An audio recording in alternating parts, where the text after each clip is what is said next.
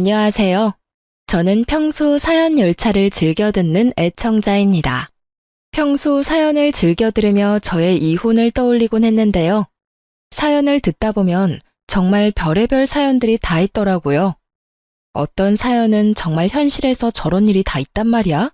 하며 놀라움을 금치 못하며 듣곤 했는데 생각해보니 제 사연도 참 별의별 사연이더라고요. 저의 이혼 사실을 아는 사람들이 간혹 이혼 사유를 물어오면 성격 차이라고 했었어요. 차마 입 밖으로 꺼내기도 싫을 뿐더러 믿지도 못할 것 같아서요. 그렇게 꼭꼭 숨겨뒀던 이혼 이야기를 오늘 풀어보려고 합니다. 저와 남편은 3년 동안 연애를 하고 자연스럽게 결혼까지 이어진 부부였어요. 남편에겐 형이 있었는데 시숙 역시 결혼을 한 상태였죠. 형님 되는 사람은 시숙과 10살이나 차이 나는 부부였어요. 그렇다 보니 형님은 저보다도 4살이나 어렸고 처음엔 그런 형님에게 형님 소리가 안 나와서 고생했던 기억이 있네요. 하지만 그것도 잠깐이었어요. 입에 붙으니 그 형님 소리도 곧잘 나오고 집안 행사 때 빼곤 마주칠 일도 거의 없어 형님으로 모시는 것에 대해서는 별로 반감 같은 건 없었어요. 그러던 어느 날 퇴근하고 돌아온 남편이 유난히 기분이 좋더라고요. 여보, 오늘 기분 좋아 보인다. 회사에서 좋은 일 있었어? 응? 아니, 들어오는 길에 형한테 연락이 왔는데 우리 집 근처로 이사 온다네. 걸어서 5분 거리 정도에 있는 땡땡 아파트 있잖아. 아, 거기? 그런데 갑자기 이사는 왜? 아, 내년에 기훈이 초등학교 들어가잖아. 학군 때문에 이사한다나 봐. 아, 그렇구나. 어찌됐든 당신은 좋겠네. 틈만 나면 조카 보고 싶다고 노래를 부르더니. 음, 앞으론 지금보단 자주 볼 수 있겠다. 남편은 기뻐했고 전 대수롭지 않게 생각했어요. 형님네가 이사를 오든 말든 제가 관여할 바도 아니고 저에게 해가 될 것도 아니었으니까요. 그냥 그런가 보다 했어요.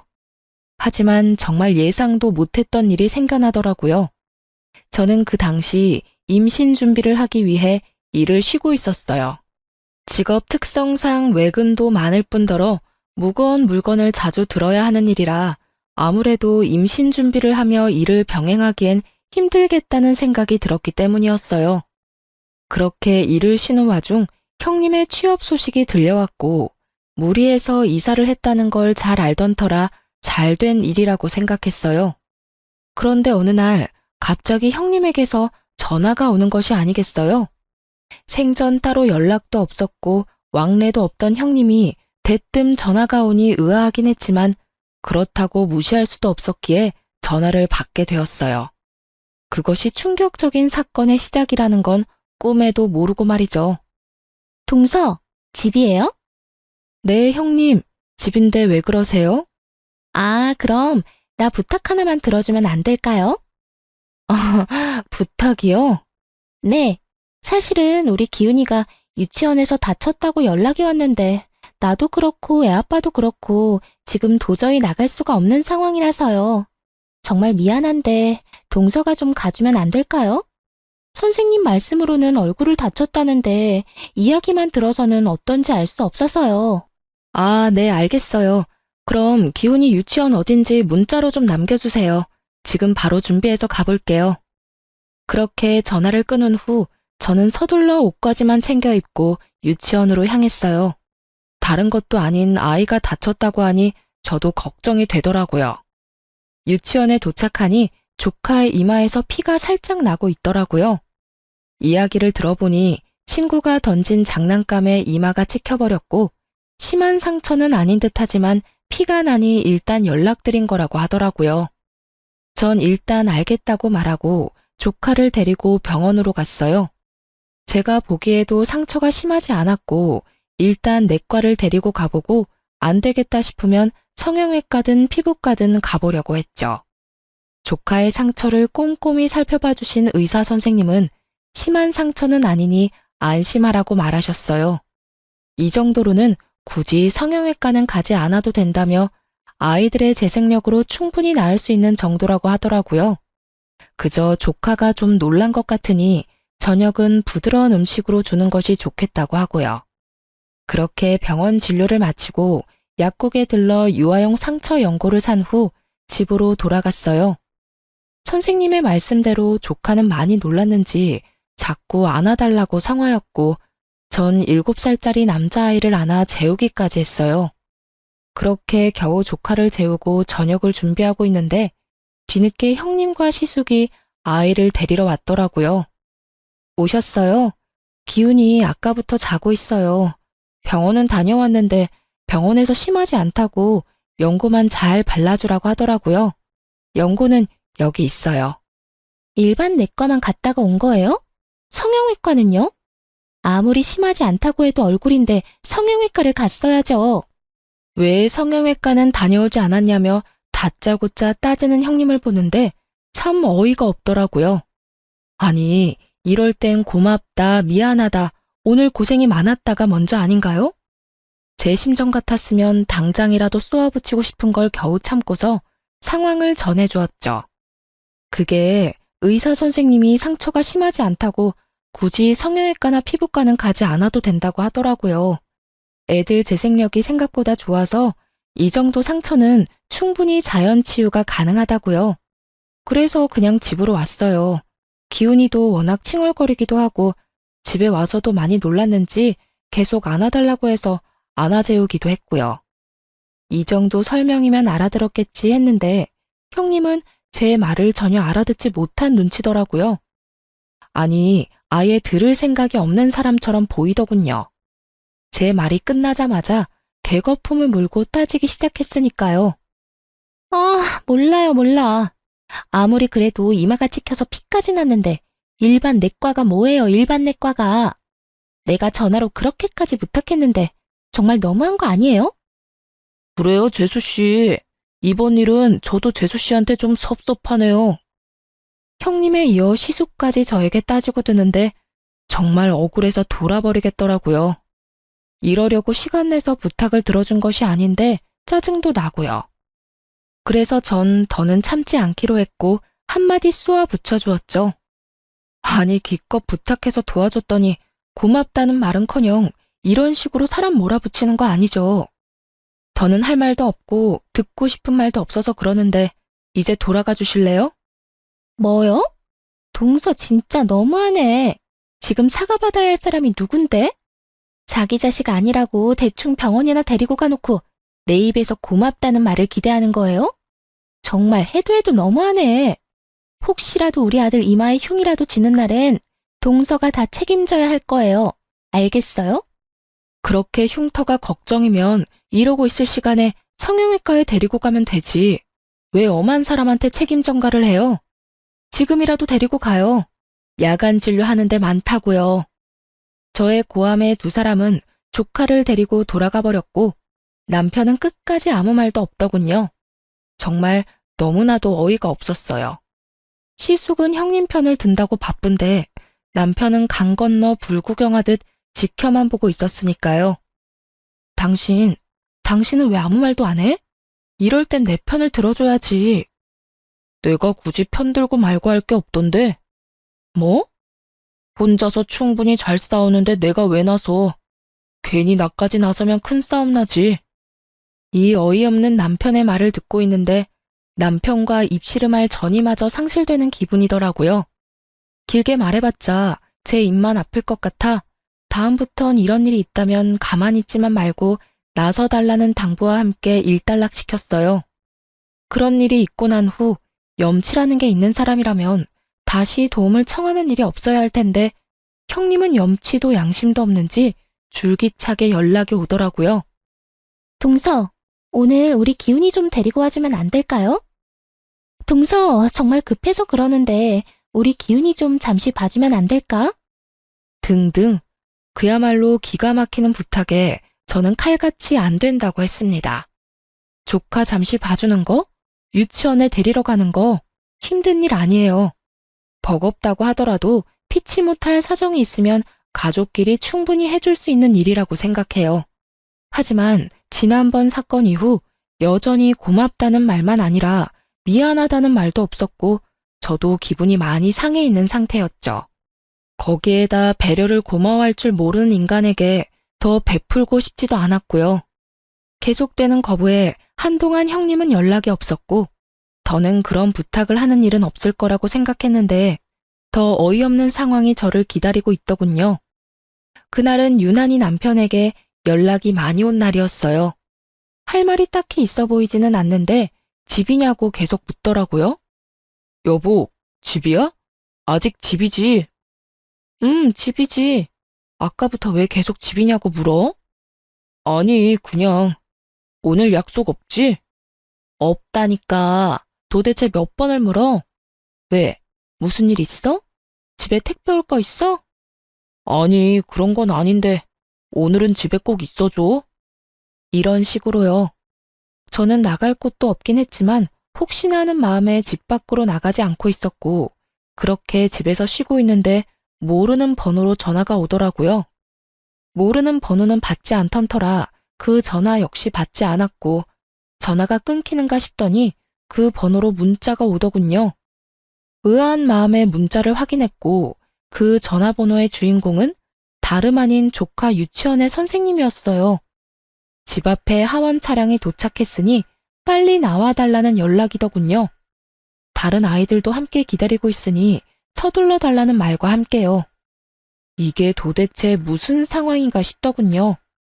문자를 잘못 보냈다고 생각하기엔 조카의 이름이 맞았고, 도착했다며 함께 보내온 사진이 저희 집 앞이 확실했기에 불이 나게 집 앞으로 나갔어요.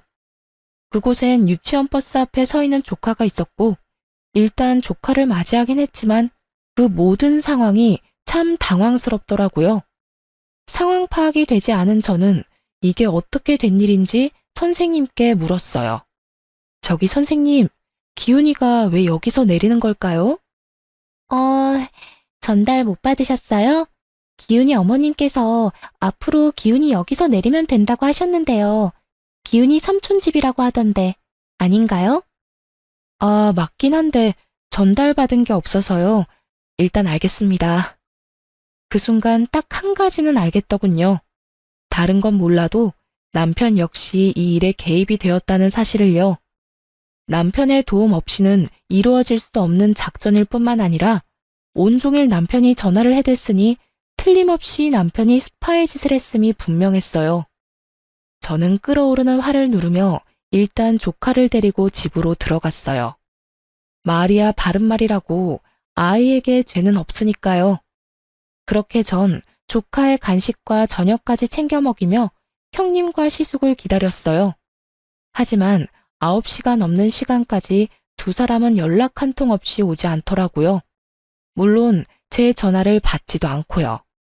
저의 분노는 극에 달해갔고 10시가 다 되어갈 때 술에 취한 남편이 들어오는군요. 비틀거리는 꼴을 보고 있는데 정말 화가 머리끝까지 치솟아 노발대발하며 남편에게 물었어요. 도대체 이게 무슨 일이야? 왜 이제 와? 내가 얼마나 황당했는지 알아? 뭐가? 왜? 무슨 일 있어? 몰라서 물어? 기훈이가 왜 우리 집 앞에서 유치원 차를 내려? 그것도 나하고는 한마디 상의도 없이. 내가 오늘 얼마나 어이없었는 줄 알아? 아, 그게 형수가 전화와서 우리 집 앞에서 하원하면 안 되냐고 부탁하길래 알겠다고 했어. 당신도 집에서 쉬니까 그 정도는 괜찮을 것 같아서. 태연한 얼굴과 말투로 저렇게 말하는데 정말 그 순간에 얼굴을 확 다 긁어버리고 싶더라고요. 그것이 끝이 아니었어요. 더 황당한 말이 남편의 입에서 나오고 있더군요. 아, 그리고 형이랑 형수 3박 4일로 여행 갔다 온다고 하더라. 애 낳고 처음으로 가는 여행이라고 해서 기훈이 우리가 봐줄 테니까 잘 다녀오라고 했어. 그러니까 그런 줄 알고 있으면 돼. 그건 부탁도 설득도 아닌 통보였어요. 그 엄청난 일을 통보로 끝내버린 남편은 쓰러지듯 잠이 들어버렸고, 술에 잔뜩 취해 대화가 되지 않는 남편에게 화를 내봤자 소용이 없는 짓이었고, 그렇게 저는 팔자에도 없던 독박 육아가 시작되었습니다. 육아라곤 해보지 못한 저에게 7살짜리 남자아이를 돌보는 것은 고난의 연속이었고, 날마다 엄마를 찾으며 힘들어하는 조카에게도 힘든 시간이었어요. 남편은 날마다 술에 취해서 들어왔고 전 그야말로 분노의 날들을 보내고 있었어요. 상황이 그렇게 되자 몸은 일할 때보다 힘들었고 스트레스 또한 그 어느 때보다 심하게 받고 있었죠. 그렇게 아이도 어른도 힘든 4일이 지나고 기다리고 기다리던 형님과 시숙이 집으로 왔더라고요. 그래도 이번에는 고맙다는 말 정도는 하겠지 했는데 기대했던 제가 바보였습니다. 조카를 낚아채듯 데리고 가던 형님은 이렇게 말하더군요. 아, 진짜. 기운이 살 빠진 것 같아. 얼마나 눈치 주고 못 먹였으면 4일밖에 안 지났는데 애가 살이 다 빠졌대? 이렇게 말하곤 대꾸할 틈도 없이 가버리는데 정말 뭐 저런 것들이 다 있나 싶었죠. 그리고 그들의 그 뻔뻔한 뒤통수를 보고 저는 결심했어요. 복직하기로요. 여전히 입을 다물고 있는 남편에게 오만 정이 떨어져 버렸고 그랬기에 임신 준비는 하고 싶지 않았어요. 전 결심이 서자마자 회사에 복직 신청을 했고 운 좋게 그 당시 육아휴직을 낸 직원이 있어 생각보다 복직은 빠르게 할 수 있었죠. 저는 저번에 남편이 그랬듯이 똑같이 통보를 해주었습니다. 나 복직됐어. 다음 주 월요일부터 출근이야. 뭐? 복직? 나하고 한마디 상의도 없이 무슨 복직이야. 내가 복직하는데 당신하고 굳이 상의해야 해? 하여튼 난 다음 주 월요일부터 출근이니까 그런 줄 알고 기훈이 케어는 알아서 하라고 전해줘. 정 안 되면 당신이 직접 휴가 내고 돌보든지. 그렇게 전 육아에서 해방됐고 회사 생활을 하며 바쁘게 지냈어요. 조카 문제가 사라지니 남편과 저 사이에 기분 상하는 일도 없었고 점점 관계도 회복되고 있었어요. 일은 힘들어도 정신적인 스트레스가 없으니 집에서 쉴 때보다 몸도 마음도 더 건강해지는 기분이 들며 평화가 다시 찾아왔구나 싶더라고요. 그런데 복직한 지 한 달도 채 되지 않은 어느 날, 집으로 시댁 식구들이 몰려왔더군요. 무슨 일인가 싶었더니 성질도 급한 형님은 거두절미하고 본론을 꺼내기 시작했어요. 동서, 피차 바쁜 사람끼리 말 돌리지 않고 본론만 말할게요. 회사 일 힘들 텐데 괜한 고생하지 말고 다시 그만두고 우리 기훈이 좀 다시 봐줘요. 뭐라고요? 우리 기훈이 좀 다시 봐달라고요. 하원하고 몇 시간 봐주면 돼요. 아, 그냥 봐달라는 건 아니고 한 달에 30만 원 줄게요. 완전 거저 아니에요? 고작 몇 시간 보고 30만 원이면. 아, 그러니까 기훈이 하원시키고 형님네 퇴근할 때까지 데리고 있으면 30만 원을 주겠다. 이 말이죠? 저는 너무 황당해 제가 들은 말이 잘못된 것이 아닌지 다시 물었고 형님은 제 눈치를 한번 살피더니 더 황당한 말을 하더라고요. 아, 30만 원이 작아서 그래요? 그래요. 그럼 50만 원. 그 이상은 안 돼요? 우리 기훈이 이제 다 커서 딱히 신경 쓸 일도 없고 그저 하원만 해주고 간식 챙겨주는 게 다예요. 혹시나 우리가 늦어지면 저녁도 좀 챙겨주고요. 어때요? 간단하지 않아요? 진짜 별 미친 소리를 다 듣는구나 싶더라고요. 돈도 던이었지만 부탁하는 말투가 아니라 명령조라 제 기분은 곱절로 더 상해버렸고 이런 문제는 직구가 답이라는 생각에 확실하게 제 뜻을 전했어요. 50만 원이요? 50만 원 받고 애볼 바엔 그냥 회사 다니죠. 제가 지금 월급이 200 정도는 넘는데 이만큼 줄 수 있어요? 월급만큼 준다고 하면 생각은 해볼게요. 아, 상여금, 퇴직금도 물론 챙겨줘야 하는 건 알고 있죠? 저는 형님을 똑바로 보며 말했고 그런 제 말에 형님이 뭐라고 대꾸할 틈도 없이 신무가 노발대발하며 나서더군요. 너 진짜 돈독이라도 올랐니? 가족끼리 그냥 도와주지는 못할 망정 지금 받는 돈만큼 내놓으란 말이 나와? 나 같으면 50만 원 받고 기훈이 3-4시간 봐달라고 하면 2팔 벌려 봐줄 거다. 그거 뭐가 힘들다고 그리 야속하게 굴어? 그렇게 좋은 제안이라고 생각하시면 어머님이 봐주시면 되겠네요. 뭐라고? 조금 전에 그러셨잖아요. 어머님 같으면 두 팔 벌려 봐준다고. 그러니까 저한테 이러지 말고 어머님이 형님네 가서 기훈이 봐주면 되겠네요.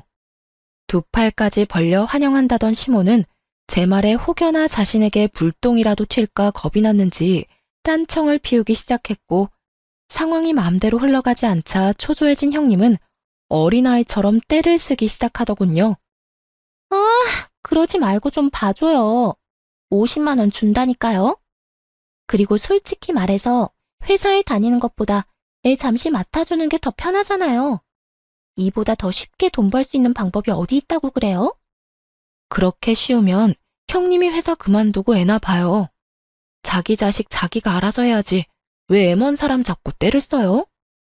이렇게 말한 저는 이 상황을 끝내기 위해 남편에게 눈치를 줬고, 저의 눈빛을 읽은 남편이 그제야 급하게 중재를 나서기 시작했어요. 그만들 좀 해요. 이러다 진짜 큰 싸움 나겠어.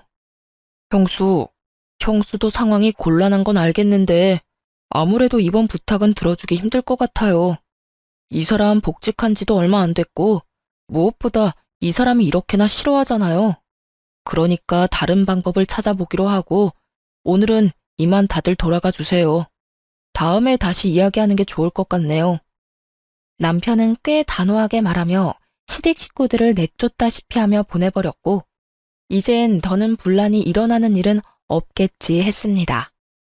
이렇게까지 했는데 더는 조카 이야기를 저에게 꺼낼 리가 없을 테고, 조카 일만 아니라면 형님네와 부딪히는 일은 없을 거라 생각했으니까요.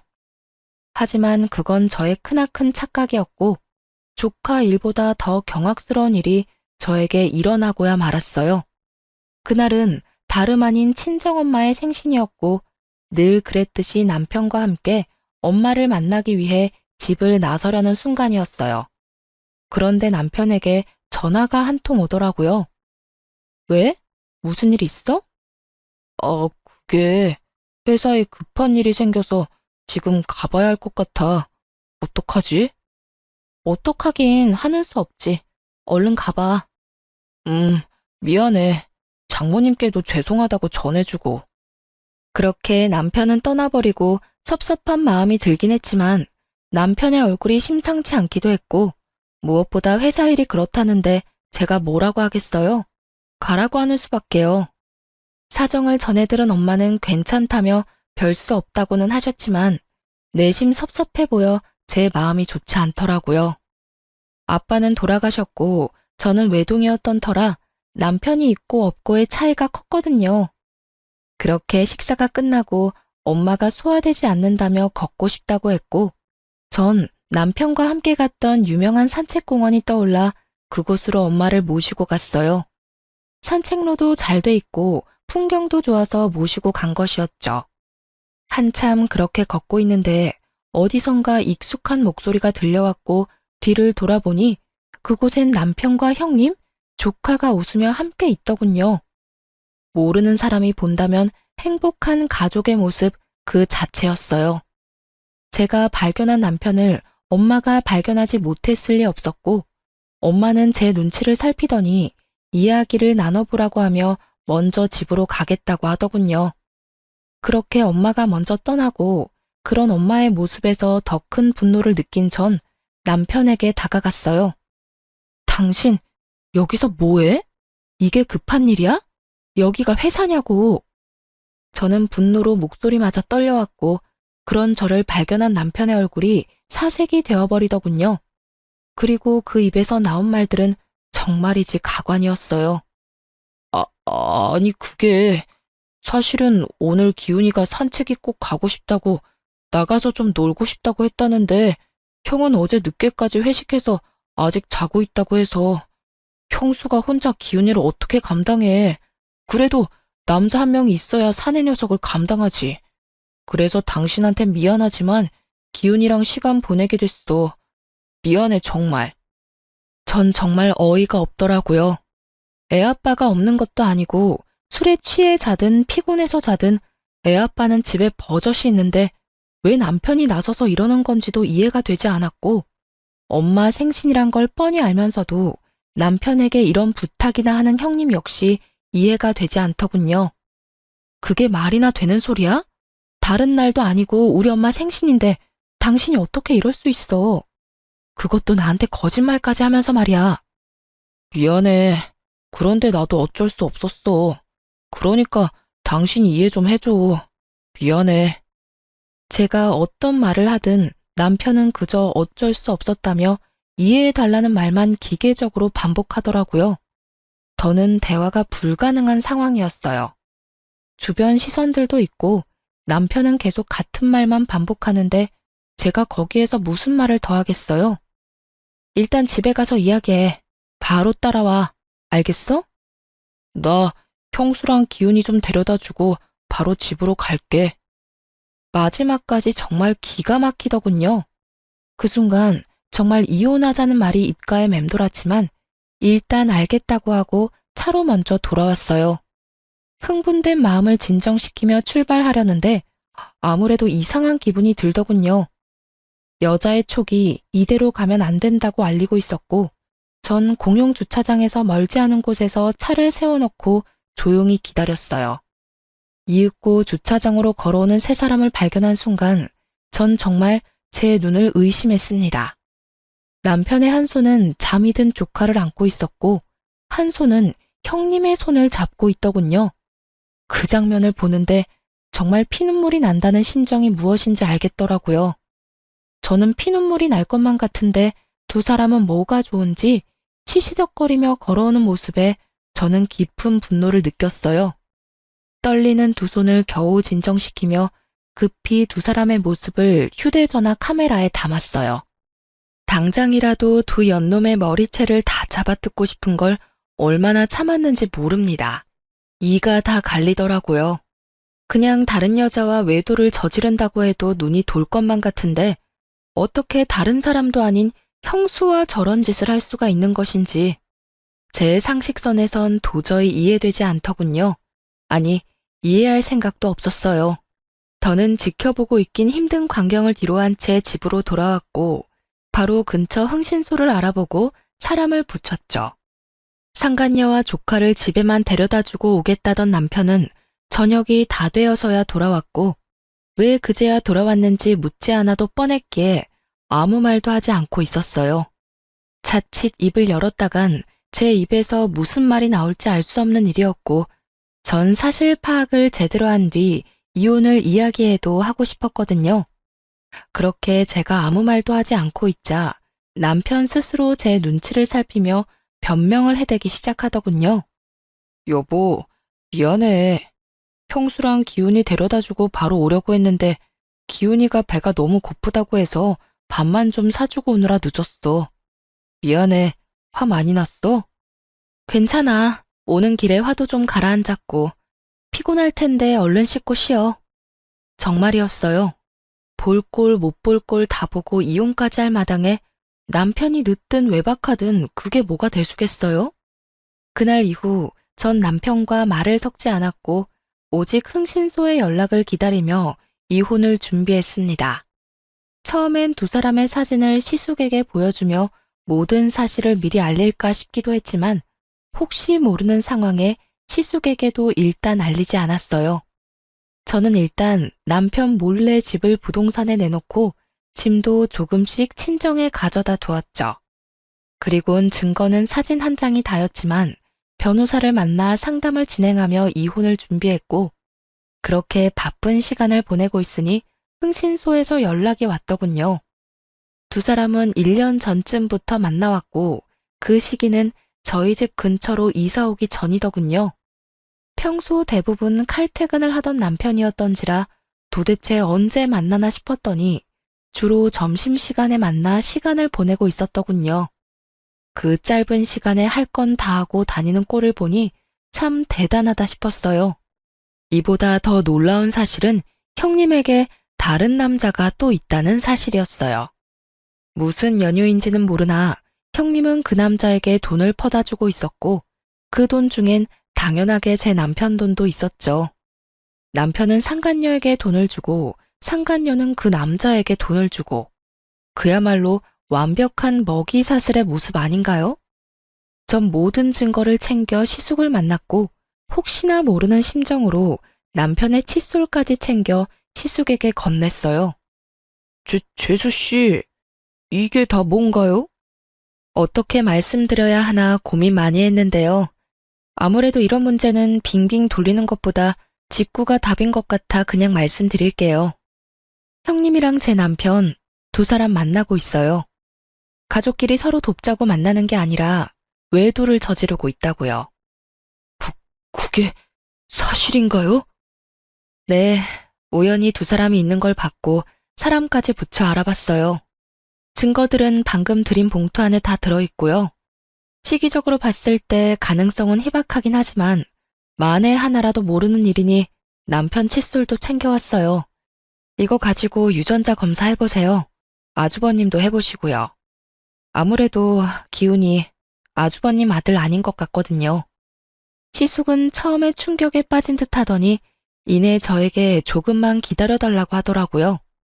유전자 검사 결과가 나오면 그때 한 번에 다 터트리자고 했고 저 역시 그 의견에 동의했어요. 그렇게 시숙과 전 유전자 검사 결과를 기다렸죠. 그 결과는 정말 참담했어요. 유전자 검사 결과 시숙도 남편도 조카의 친부가 아니었습니다. 친부는 따로 있던 것이었고 발칙한 형님은 이 사실을 감쪽같이 숨기고 있었던 것이죠. 결과지를 받아든 시숙은 동생 역시 친부가 아니라는 사실에 안도하면서도 그 사실에 안도하는 자기 자신이 한심한지 허탈한 웃음을 보이더라고요. 저 역시 마찬가지였어요. 그래도 한때나마 사랑했던 인간이 그 정도 쓰레기는 아니라는 사실이 안심되었고 그 안심하는 저 자신이 죽도록 한심하더군요. 그러면서 한편으로 형님이 참 대단하다는 생각이 들더군요. 핏줄까지 속이며 남편을 농락하며 사는 것도 모자라 그런 남편의 동생까지 유혹해 외도를 저지르며 돈까지 빼내고 있었으니 참 대단한 여자 아닌가요? 그렇게 한참 저희는 말이 없었고 이내 시숙은 굳은 표정으로 모든 식구를 시댁으로 불러 모아 남편과 형님의 관계를 밝혔습니다. 아버지, 어머니, 이 녀석이랑 제 집사람 알고 보니 몰래 만나고 있더라고요. 네, 지금 설마 하며 생각하시는 그런 관계 맞아요. 두 사람 외도를 저지르고 있었어요. 뭐? 이게 다 무슨 소리야? 너 지금 꿈꾸니? 악몽 꿨어? 꿈이 아니라 현실이에요, 어머니. 갑자기 애 핑계 대면서 이사를 하자고 그렇게 조르더니 다 이유가 있었더라고요. 알아보니 두 사람 그쯤부터 만나기 시작했고 갈 때까지 간 관계였어요. 그게 사실이야? 그 말이 모두 사실인 거야? 시무는 남편과 상간녀를 향해 물었고 두 사람은 고개를 숙인 채 아무 말도 못하더군요. 그런 상황을 지켜보던 전 증거를 시모에게 주며 말했어요. 어머님, 사실이에요. 제가 우연히 두 사람이 외도를 저지르는 광경을 목격했어요. 증거는 여기 있고 아주버님 말처럼 하루 이틀 만난 충동적이고 가벼운 사이는 아니더라고요. 지금 그 말들을 우리더러 믿으란 말이야? 이 무슨 말도 안 되는... 증거까지 들이밀며 사실을 밝히자 남편과 상간녀의 얼굴이 새파랗게 질려갔고 무슨 말도 안 되는 소리냐고 하던 시모는 증거를 살펴보더니 누가 말릴 새도 없이 상간녀의 머리채를 잡고 휘둘러 버리더군요. 이 인연이 감히 네가 우리 가족을 농락해? 내 아들들을 네가 뭔데 가지고 놀아? 이 버러지 같은 년이 감히... 어머님, 제 말 좀 들어봐 주세요. 아니에요. 아니라고요. 아니긴 뭐가 아니야. 이렇게 버젓이 증거가 있는데 네가 다른 사람도 아니고 내 아들 둘을 농락해? 이 더러운 년 언제까지 속이려고 했어? 언제까지 속일 수 있을 거라 생각했어? 다 오해예요. 다 오해라고요. 뭐? 오해? 넌 눈이 없어? 이렇게나 증거가 명백한데 오해? 내 인연 오늘이 네 제삿날이다. 형님은 소리를 지르며 시모에게 당하고 있었고 그런 모습을 지켜보던 남편이 시모를 저지하고 나서더니 그래도 자기 내연녀라고 온몸으로 보호하고 나서더군요. 어머니, 이 사람한테 그러지 마세요. 제가 먼저 좋아했어요. 제가 먼저 만나고 싶다고 했다고요. 어쩌면 그 입에서 나오는 한마디 한마디가 그리도 주옥 같은지 그 눈물겨운 사랑을 응원해주고 싶은 심정이더군요. 그런 남편을 바라보는 저와 시숙은 그저 어이가 없었고 그 뒤로 흘러나오는 남편의 말은 더욱 주옥 같았습니다. 난 가족들하고 연을 끊는 한이 있어도 이 사람이랑 같이 살 거야. 나 이 사람 많이 사랑해. 이 사람 없으면 나 못 산다고. 그러니까 집에서 내쫓든 말든 알아서 하세요. 난 무슨 일이 있어도 이 사람이랑 같이 살 거야. 미친 소리를 하는 남편의 뺨을 시숙이 보란 듯이 날려버렸어요. 네가 어떻게 나한테 이럴 수가 있어? 잘못했다고 싹싹 빌지는 못할 망정. 뭐? 사랑? 같이 살고 싶어? 네가 어떻게 나한테 이럴 수가 있어? 가족보다 여자다. 이거야 지금? 형, 미안해. 그런데 나 진짜 저 사람 사랑해. 나도 이러면 안 되는 걸 잘 알면서도 어쩔 수가 없었어. 미안, 형. 기훈이는 내가 잘 키울게. 미안해, 정말. 파렴치한 남편의 언행에 시모는 바닥을 내리치며 대성통곡을 하기 시작했고, 시부는 말없이 남편과 상간녀를 노려봤어요. 시숙과 저 역시 말이 없었고, 그 무거운 정막을 깬 건 다름 아닌 형님이었어요. 자신이 계획한 미래에 남편은 없었던 건지 자신의 앞을 막은 남편을 밀치곤 이렇게 말하더군요. 그게 도대체 무슨 말이야? 누가 너랑 산대? 우린 그냥 만난 것뿐이야. 난 너랑 살 생각 전혀 없다고. 뭐? 자기야, 지금 그게 무슨 말이야. 나 사랑한다고 했잖아. 언젠가는 나랑 살 거라며. 그 말들 다 거짓말이었어? 내가 언제 그런 말을 했어? 난 그런 말 한 적 없어. 당신 지금 가족들 시선 때문에 그래? 그런 거라면 걱정하지 마. 내가 다 알아서 할 테니까. 그러니까 이제 우리 행복하게 잘 살자. 응? 난 너랑 살 생각 없다니까. 이거 왜 이래? 이거 나. 남편은 끝까지 형님의 손을 붙잡고 매달렸지만 그런 남편의 손을 뿌리친 형님이 시숙의 앞에 무릎을 꿇고 앉아 빌기 시작하더라고요. 사랑과 전쟁 같은 막장 드라마가 다른 곳도 아닌 제 눈앞에서 펼쳐지고 있더군요. 여보, 정말 아니야. 당신이 생각하는 그런 관계 아니라고. 물론 몇 번 따로 만난 적은 있었어. 그런데 그런 관계는 정말 아니야. 나 좀 믿어줘. 나 당신 사랑하는 거 당신이 더 잘 알잖아. 손이 발이 되게 비는 상간녀의 머릿속이 훤히 보이더라고요.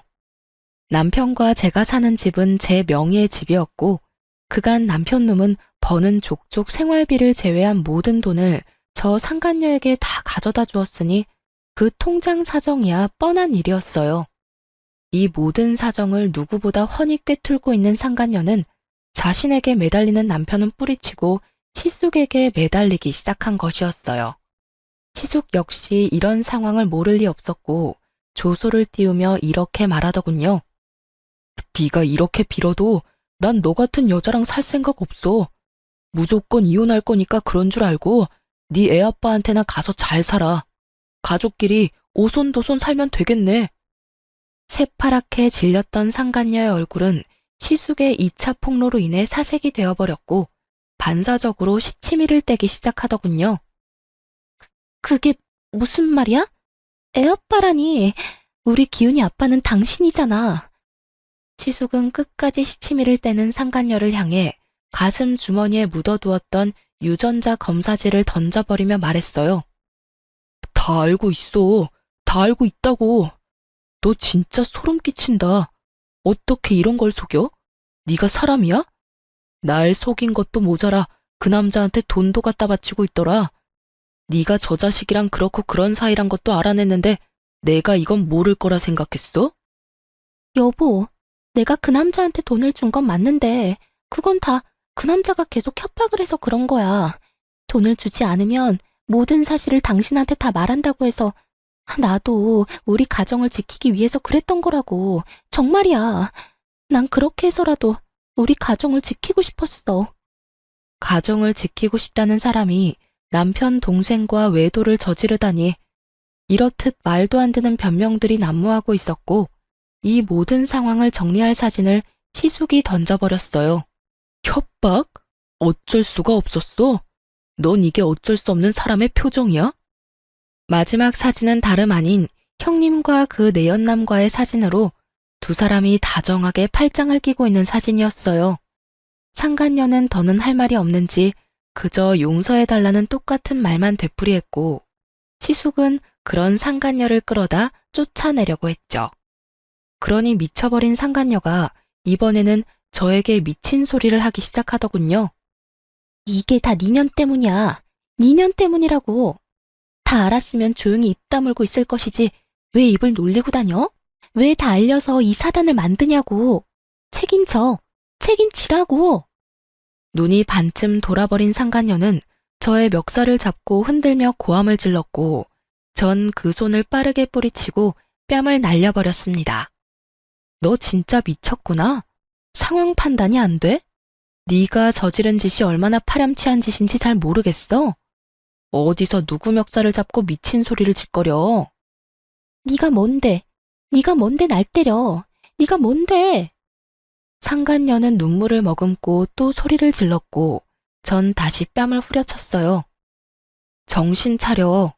네가 이렇게 미친년처럼 소리를 지른다고 해도 달라질 건 없어.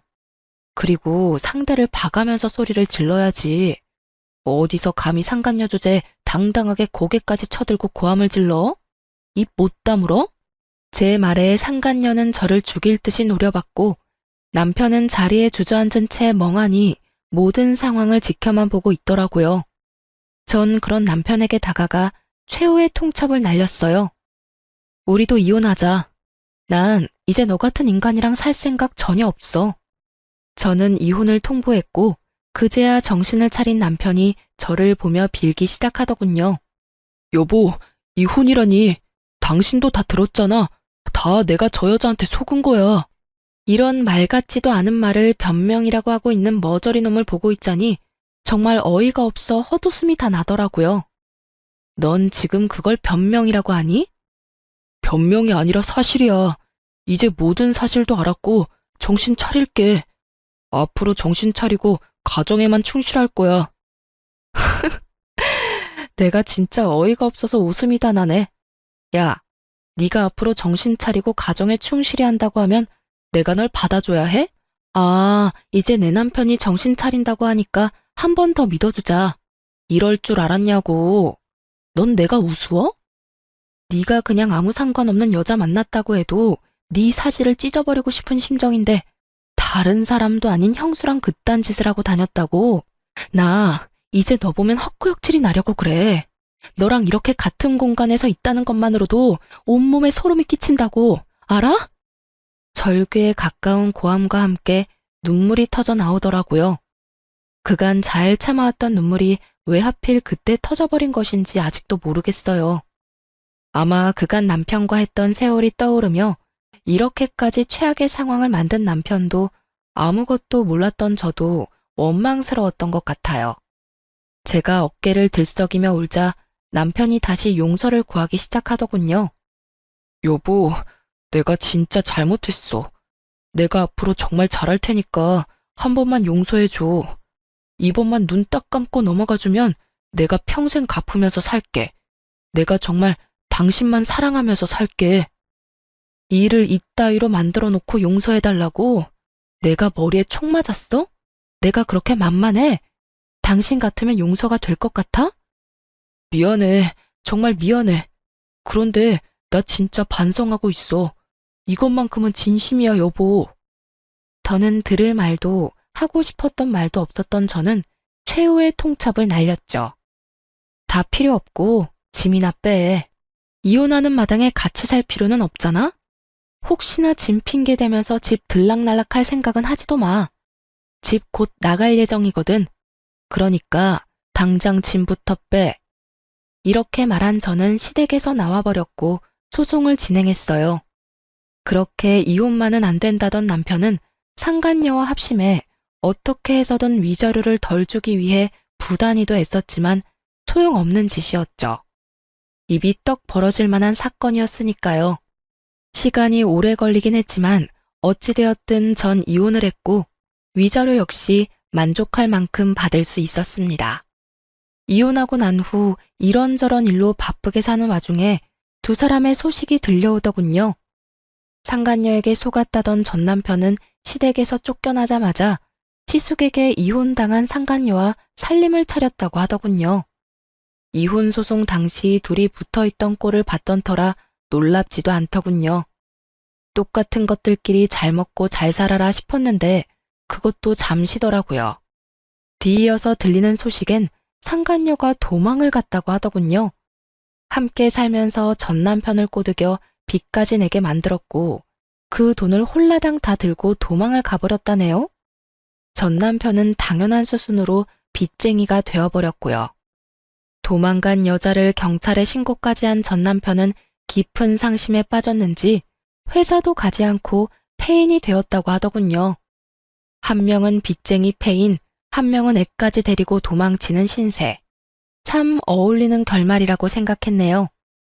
그렇게 전 그 소식을 마지막으로 그 경악스럽던 일들에서 벗어날 수 있었습니다. 다행스럽게 전 남편은 마지막 염치라는 것은 있는지 저를 찾아오거나 하는 일은 없었어요. 그 후 전 회사에 다니며 그저 평범하게 지내고 있어요. 평일엔 일하고 주말엔 취미 생활을 하면서요. 워낙 이혼 사유가 충격적이라 앞으로 결혼 생각은 없네요. 제가 이런 의견을 말하면 주변에서 사람 일은 모르는 거라며 하곤 하는데요. 전 아직까진 사람에 대한 믿음 자체가 사라진 상태라 이런 상태에서 누굴 만난다는 게 저뿐 아니라 상대방한테도 좋은 선택은 아닌 것 같거든요. 그래서 결혼뿐 아니라 연애 생각도 없는 상태입니다. 요즘에 전 일과 취미 생활에 몰두하고 있어요. 요즘에 새로 생긴 취미는 등산인데요. 혼자 산을 타도 이상하지 않기도 하고 정상까지 다다르고 나면 그 성취감이라는 게 정말 말도 못하게 높더라고요. 그래서 요즘엔 쉬는 날이면 산을 타며 좋은 공기 마시고 오네요. 이렇게 보니 저한테 참 많은 일이 있었네요. 앞으로는 저의 삶에 집중하는 그런 인생을 살아보려고 합니다. 저의 긴 사연 들어주신 여러분, 감사합니다. 좋은 하루 보내세요.